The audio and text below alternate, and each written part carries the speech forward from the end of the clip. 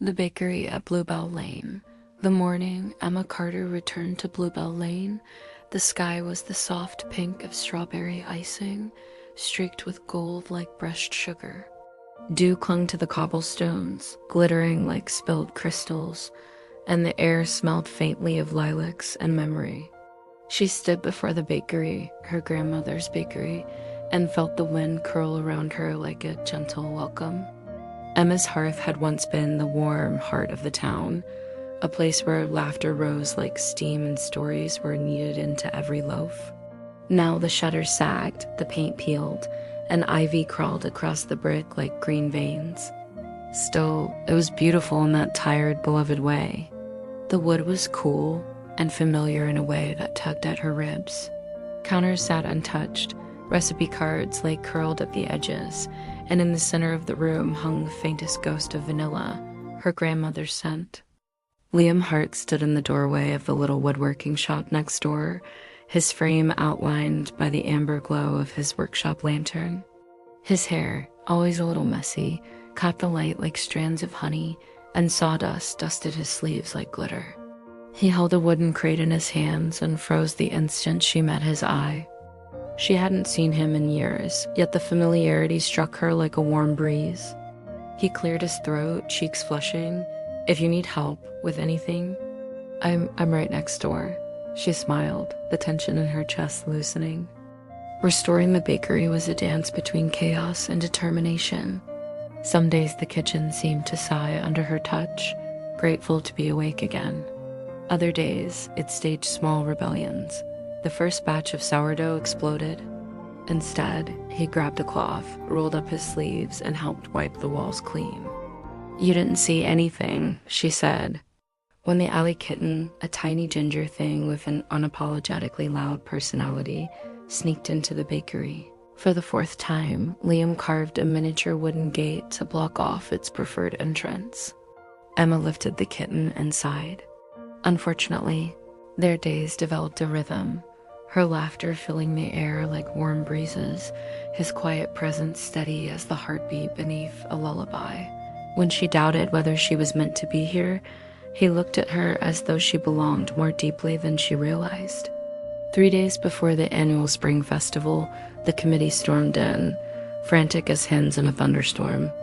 300 cupcakes. That evening, she worked until the moon shone silver through the windows. Liam appeared silently at her side. "You're not," he stayed the whole night, icing cupcakes with quiet concentration. His hands were steady, sure, careful. Once, when her fingers brushed his, something warm flickered between them, like embers catching in a hearth. She looked up at him. He looked down at her. The world seemed to pause, holding its breath.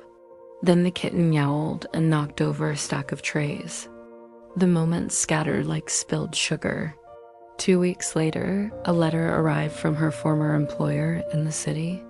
A promotion, higher pay, prestige, a chance to reclaim the life she once chased.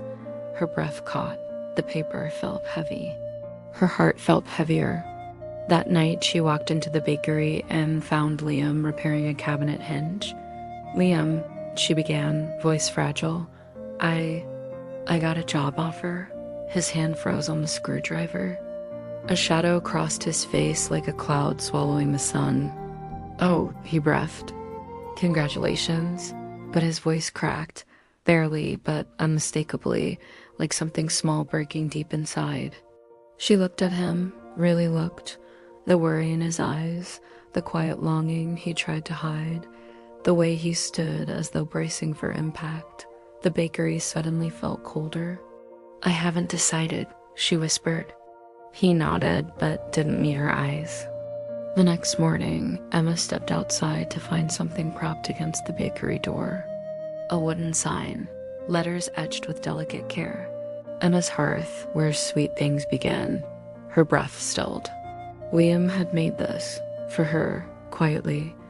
When she ran her finger over the lettering, she felt the story of his hands in every curve. She felt his hope, his affection, his belief in her. Tears blurred her vision. She didn't want the city. She wanted this, the warmth, the laughter, the gentle carpenter next door, the life she never knew she was allowed to have. At the spring festival, lanterns filled the sky like floating wishes, their golden glow painting every face with warmth. Emma stood at her cupcake stall, scanning the crowd until she found him. Liam stood off to the side, hands in his pockets, shoulders tense.